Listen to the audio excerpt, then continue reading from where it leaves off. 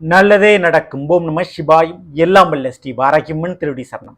உலகத் தமிழ் நெஞ்சங்கள் அனைவருக்கும் உங்கள் சிஸ்டர் ராஜ கணபதியின் அன்பான வணக்கங்கள்.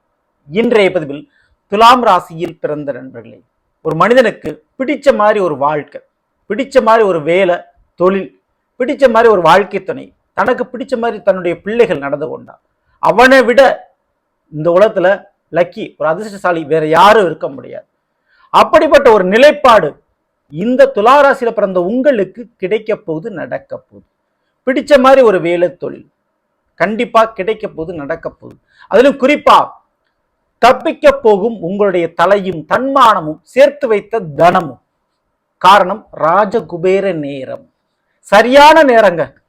நீங்க உழைப்பதற்கும் ஓடுவதற்கும் கண்டிப்பா இந்த கஜலட்சுமி யோகத்தால் துலாம் ராசியில பிறந்த உங்களுக்கு அந்த மாதிரியான ஒரு காலகட்டம் உருவாகி இருக்குது.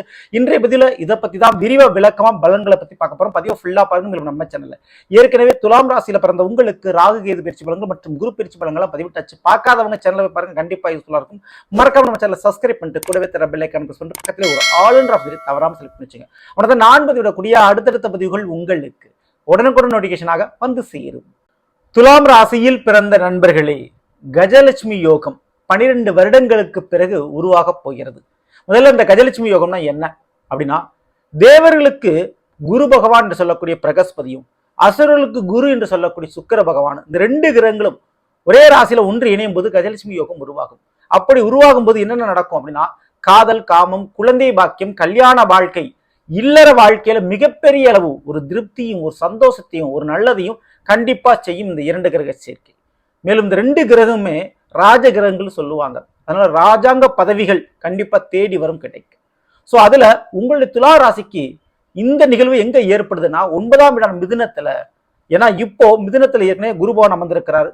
ஜூலை 26ஆம் தேதிக்கு பிறகு ரிஷப ராசியிலிருந்து அப்படியே இடம் பெயர்ந்து மிதுனத்துல போய் அமர்றாரு சுக்கிர பகவான், அதாவது குருவோட சிறப்புறார். சுக்கிரன் யாரு? உங்களுடைய ராசிநாதன், துலாம் ராசிக்கு அதிபதி சுக்கிர பகவான். ஸோ அவரோடு குருவும் சேரப்போகிறார். அப்போ ஓடிப்பவனுக்கு 9இல் குரு என்று சொல்வார்கள். அப்படி துளாராசியில் பிறந்த உங்களுக்கு 9ஆம் வீட்டுல குரு அமர்ந்து இருக்க வேளையில் உங்களுடைய ராசிநாதனும் அதே 9 போய் அமர்ந்தா மிகப்பெரிய அளவு நன்மை நடக்கும்.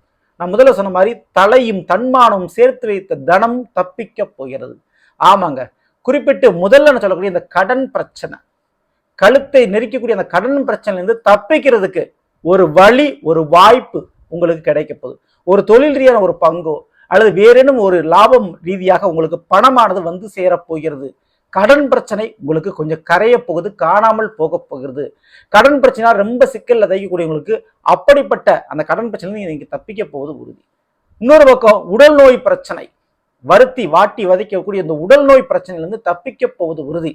ஏன்னா 6ஆம் வீடு உங்களுக்கு மீனம், அதற்கு அதிபதி குரு பகவான், அவர் 9இல் இருக்கிறாரு. அவரோட சுக்கிரன் உங்களுடைய ராசிநாதன் சேர்றாரு. அப்போ இந்த நோயை கொடுக்கக்கூடிய ஸ்தானம் 6ஆம் வீடு. அப்போ அதுக்கு அதிபதியா குரு பகவான் 9இல் அமர்ந்திருக்கும் போது சுக்கிரன் போய் சேர்ந்து அந்த நோய்க்கு உண்டான பிரச்சனைக்கு முற்றுப்புள்ளி வைக்கிறாரு. அதனால பல வருஷமா பல விதத்துல பாதிக்கப்பட்ட உங்களுடைய உடல்நிலை இப்போது சரியாகும். அதே நேரத்தில் உடல் குறைபாடு இருக்கு, குறிப்பிட்டு இந்த குழந்தை பாக்கியம் பெறதுக்காக அப்படின்னா அந்த குறைபாடு சரியாகி வீட்டுல குழந்தை பாக்கியம் கிடைக்கும். அதுக்கு மிக முக்கிய காரணம் 3ஆம் வீடான தனுச சுக்கிரனும் குருவும் 2 கிரகம் சேர்ந்து பார்ப்பது. ஏன்னா 3ஆம் வீடு தைரிய வீரிய விஜயஸ்தானம், வெற்றி ஸ்தானம், அதே நேரத்தில் சிற்றின்ப சுகத்தை குறிப்பது. அப்போ இல்லற வாழ்க்கையில், தாம்பத்திய வாழ்க்கையில் இருக்கக்கூடிய பிரச்சனைகள் சரியாகும். அதனால குழந்தை பாக்கியம் கிடைக்கும், அது உறுதியான முறையில் இருக்குது. சரிங்களா? ஸோ இதற்கு அடுத்தபடியா இன்னொரு விஷயம், சேர்த்து வைத்த தனம் தப்பிக்க போகிறது. ஆமாங்க, மற்றவங்கள்ட்ட கடனா கொடுத்துருந்துருப்பீங்க, அல்ல மற்றவங்களுக்கு ஜாமீன் கேரண்டி நீங்க எழுத்து போட்டு இருந்திருப்பீங்க. ஸோ உங்களுடைய பணம் மற்றவங்கள்ட்ட மாட்டிக்கிட்டு இருக்கும். அப்படிப்பட்ட பணம் ரெக்கவரி திரும்ப உங்களுக்கு கிடைக்கக்கூடிய ஒரு தருணம். சரிங்களா? இது பணம் மட்டுமல்ல, நீங்க ஒரு வேலை பார்க்கக்கூடிய கம்பெனில உங்களுக்கு வர வேண்டிய சம்பள பாக்கி, உங்களுக்கு வர வேண்டிய பேலன்ஸ் பணம், ஷேரு, அதாவது லாப பணம், தொழில் ரீதியாக வரக்கூடிய பெண்டிங்கான பணம், இந்த மாதிரி நீங்க உங்களுக்குரிய அந்த பணம் இனி பாக்கி இல்லாமல் வசூலாகி உங்க கைக்கு வந்து சேரக்கூடிய தனம் கண்டிப்பா வந்து சேருங்க இந்த கஜலட்சுமி யோகத்தால். ஸோ இதுல இந்த அளவுக்கு நன்மைகள் உண்டு. மேலும் துலாம் ராசியை பொறுத்த வரைக்கும் இந்த 9ஆம் வீட்டுல சுக்கிரன் குரு சேர்க்கிறாரு. இதுல சுக்கிர பகவான் உங்களுடைய ராசிக்கு மற்றும் 8ஆம் இடம் ரிஷப ராசிக்கு அதிபதியா இருக்கக்கூடியவர். அப்போ இந்த ஒரு நேரத்தில் வாழ்க்கை துணையின் வழியில் வீடோ அல்லது வருமானமோ கொடுக்கக்கூடிய ஒரு வேலை வாய்ப்பு கண்டிப்பா அமையும். வாழ்க்கை துணையோடு ஏற்பட்ட சண்டை சச்சரவுகள் குறையும் மறையும். புதுசா ஒரு 2 வீலர் வண்டி வாகனம் வாங்குறதுக்கும் அல்லது கார் வண்டி வாகனம் வாங்குறதுக்கும் வாய்ப்பு உண்டு. வாங்கலைன்னா அதை எக்ஸ்சேஞ்ச் பண்ணுவீங்க, மாத்துறதுக்கான யோக காலகட்டங்கள் உண்டு. அதுவும் குறிப்பிட்டு இந்த ஒரு நேர காலகட்டத்தில் கேட்ட இடத்தில் பணம் கிடைத்து அதன் ரீதியாக அசையும் அசையா சொத்துக்களை வாங்கி குவிப்பீர்கள். ஒரு வீடோ கார் வண்டி வாகனம் வாங்குறதுக்கு யோகங்கள் இருக்கு. புதிதாக தங்க நகை மற்றும் ஆடம்பர பொருட்கள் வாங்குறதுக்கு ஒரு பாக்கியம் இருக்குது. அதற்கு தேவையான பொருளாதாரம் பணத்தை இந்த சுக்கிரன் மற்றும் குரு 2களும் சேர்ந்து கொடுக்க போகுது. அதே போல தேடி வரும் பதவியும் பட்டமும். ஏன்னா சுக்கிரன் கலைத்துறை சார்ந்த கிரகம். அதனால துளாராசியில பிறந்த நீங்க கலைத்துறையில் ஆர்வமோ தொடர்போ இருந்தா சினிமா செய்தி ஊடகங்கள் பிரபலமாகி மேடை ஏறக்கூடிய ஸ்டேஜ் ஏறக்கூடிய ஒரு பொன்னான வாய்ப்பு உங்களுக்கு கிடைக்கும். பாராட்டுகள் குவிக்கப்படும். சில விருதுகள் உங்களுக்கு கிடைக்கலாம், அதுக்கு சான்சஸ் உண்டு. ஸோ அதனால எந்த விதமான போட்டிகளாக தான் சரி, ஸோ கலைத்துறை மட்டுமல்ல விளையாட்டு போட்டிகள் கூட தாராளமாக விளையாட்டு சம்பந்தப்பட்ட துறைகள் கூட மிகப்பெரிய பட்டமும் விருதும் வாங்கக்கூடிய யோகங்கள் உங்களுக்கு உண்டு. சரிங்களா? அதே போல வாழ்க்கை துணை சம்பந்தப்பட்ட வழக்குகளில் உங்களுக்கு வெற்றிகள் கிடைக்கும்.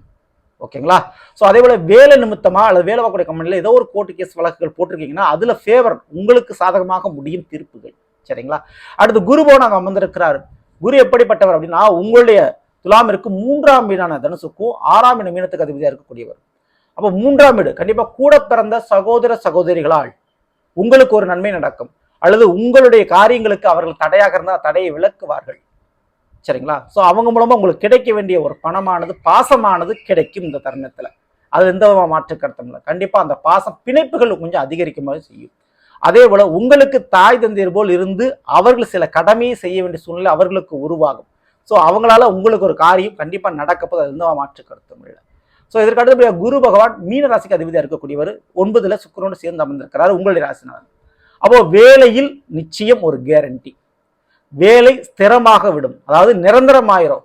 வேலை இல்லைன்னு சொல்ல முடியாது, வேலை பார்க்க முடியலன்னு சொல்லலாம். அந்த அளவுக்கு வேலையில் கூடுதல் பொறுப்புகள் உங்களுக்கு கிடைக்கும். ஸோ வேலை வாய்ப்புக்கு சூப்பரா இருக்குங்க. வேலையில் எந்த விதமான தடை பிரச்சனை கொடுக்க ஒரு மாதிரி இங்க இல்லை. சரிங்களா? அந்த அளவுக்கு ஒரு யோகத்தை கொடுக்குது. குறிப்பிட்டு மாமன் வழி உறவுகள் மூலமாக சில ஆதாயங்கள் இந்த துலாம் ராசியில் பிறந்த உங்களுக்கு கிடைக்க போகிறது. ஸோ இதுக்கு எல்லாத்தையும் தாண்டி சுக்கிரன் குரன் இந்த 2 கிரகமும் 9ஆம் வீட்டில் இருந்து நேரடி 7ஆம் பார்வையா 3ஆம் வீடான தனுசை பார்க்குறாங்க. நான் ஏற்கனவே முதல்ல சொன்ன மாதிரி தைரிய வீரிய விஜயஸ்தானம், முயற்சி ஸ்தானம், வெற்றி ஸ்தானம் சொல்லுவோம். சரிங்களா? ஸோ விஜயம்னா இடம் மாறுதல், பயணங்கள். அப்போ துலாம் ராசியில பிறந்தவங்களுக்கு திடீர் பிரயாணங்கள் பயணங்கள் ஏற்பட வாய்ப்புண்டு. வேலை பார்க்கக்கூடிய இடத்துல டிரான்ஸ்ஃபர் கிடைக்கிறதுக்கு சான்சஸ் இருக்கு. அதே போல நல்ல ஒரு தகவல் உங்களுக்கு சேரக்கூடிய வாய்ப்பு உண்டு. நீங்களும் அந்த தகவலை எதிர்பார்த்துருக்கீங்கன்னா அந்த தகவல் சேரும். அது குறிப்பிட்டு அரசாங்க வேலை வாய்ப்பு, அரசாங்க லோன் அல்லது அரசாங்கம் சம்பந்தப்பட்ட எதுவும் தொழில்துறைகள் இதுல முயற்சி பண்ணிக்கிட்டு இருக்கீங்கன்னா அந்த முயற்சியில் வெற்றிகள் கிடைக்கும் இந்த கஜலட்சுமி யோகத்தால். ஸோ ஜூலை 26க்கு அப்புறம் அரசாங்க விஷயம் எந்த ஒரு விஷயமா இருந்தாலும் சரி அதுல ராஜாங்க குபேர நேரம் சொல்லக்கூடிய அந்த நேரம் உங்களுக்கு ஓப்பன் ஆகுது. அதனால கண்டிப்பா அரசாங்க விஷயத்தில் எந்த விதமான முயற்சியில் நீங்க ஈடுபட்டு கொண்டிருந்தாலும் அந்த முயற்சியான காரியங்களில் நிச்சயம் வெற்றி உண்டு. அது எந்த மாற்று கருத்து. அதுவும் குறிப்பிட்டு கண்டிப்பா இந்த ஒரு நேர காலத்துல வருமானத்தை கொடுக்கக்கூடிய வேலையோ தொழிலோ அந்த அரசாங்கத்தின் வழியிலாவே உங்களுக்கு அமையும். சரிங்களா? அதுக்கு சான்சஸ் இருக்கு. மேலும் நான் சொன்ன மாதிரி பிரயாணங்கள், பயணம், டிராவல் அதிகமாக பண்ணக்கூடிய ஒரு சூழ்நிலை உங்களுக்கு உருவாதுங்க. சரிங்களா? ஸோ அல்லது வேலை பார்க்குற இடத்துல இடமாற்றம் ஏற்படும். ஆனால் நல்லா புரிஞ்சுங்க, அந்த பயணத்தால் பலன் உண்டு. சரிங்களா? ஸோ கண்டிப்பாக அந்த பயணம் உங்களுக்கு ஒருபோதும் ஒரு நஷ்டத்தையோ கஷ்டத்தையோ விரயத்தை ஏற்படுத்தி கொடுக்காது. அதனால ஒரு புதிய நபர்கள் பழக்கமாவார்கள். அதனால புதிய ஒரு வேலை தொழில், புதிய ஒரு வருமானம் போன்ற விஷயங்கள் உங்களுக்கு கிடைக்க போவது உறுதி. சரிங்களா? புதிய பழக்க வழக்கங்கள் மூலமாக மிகப்பெரிய வாழ்க்கையில் கிடைக்காத வாய்ப்புகள் உங்களுக்கு கிடைக்கும். ஸோ ஜஸ்ட் ஒரு நபர்களோட நீங்கள் புதிய நபர்களோட பழகினாலும் அறிமுக நபர்கள் மூலமாக மிகப்பெரிய ஒரு அதிர்ஷ்டம், அவங்களுடைய ஒரு சின்ன ஒரு ஹெல்ப்னால மிகப்பெரிய ஒரு அரியணையில், அதுவும் ராஜாங்க அரியணையில், அரசாங்க அரியணையில் போய் அமரப்போவது உறுதி. ஸோ அப்படிப்பட்ட நபர் உங்களுடைய வாழ்க்கையில் இந்த ஜூலை 26க்கு அப்புறம் வந்துட்டாங்கன்னா மிஸ் பண்ணிடாதீங்க. நிச்சயம் உங்களுக்கு மிகப்பெரிய அளவு ஒரு நல்லதை செஞ்சிருவாங்க. உங்க லைஃப்பை செட்டில் பண்றதுக்கு யோகங்கள் உண்டு. சரிங்களா? சரி, இந்த ஒரு நேரத்தில் சுக்கிரன் குரு இணைந்திருக்கின்ற பொழுது கண்டிப்பா காமாட்சி அல்லது ராஜராஜேஸ்வரி போன்ற பெண் தெய்வ வழிபாடுகள் துலாம் ராசியில் பிறந்தவங்க பௌர்ணமி தினத்தன்றோ அல்லது அமாவாசை கழிச்சு வரக்கூடிய 5ஆம் பிறை பஞ்சமி திதி என்றோ கண்டிப்பா அந்த வழிபாடு செய்யறது ரொம்ப ரொம்ப நல்லது. சரியோ? அந்த தெய்வங்களை வணங்கிங்க. ஸோ நல்லது. நாம் இன்றைய துலாம் ராசியில் பிறந்தவர்களுக்குரிய பலனை பற்றி பார்த்த நிச்சயமா உங்களுக்கு பயனுள்ள பிடிச்சிருந்த லைக் நண்பர்களுக்கும் உறவினர்களுக்கும் மறக்காமல் சேர்ச்சிங்கள். இதுவரை நம்முடைய சேனல் சப்ஸ்கிரைப் பண்ணாமல் சப்ஸ்கிரைப் பண்ணிக்கங்க. கூட பிள்ளைக்கான பக்கத்துல ஒரு ஆளுன்ற வசதி தவறாமல் செலக்ட் பண்ணிச்சுங்க. மேலும் அடுத்த சந்திப்போம். நன்றி, வணக்கம். நல்லதே நடக்கும். நம சிவாயும். எல்லாம் வல்ல ஸ்ரீ வாராகியம்மன் திருவடி சரணம்.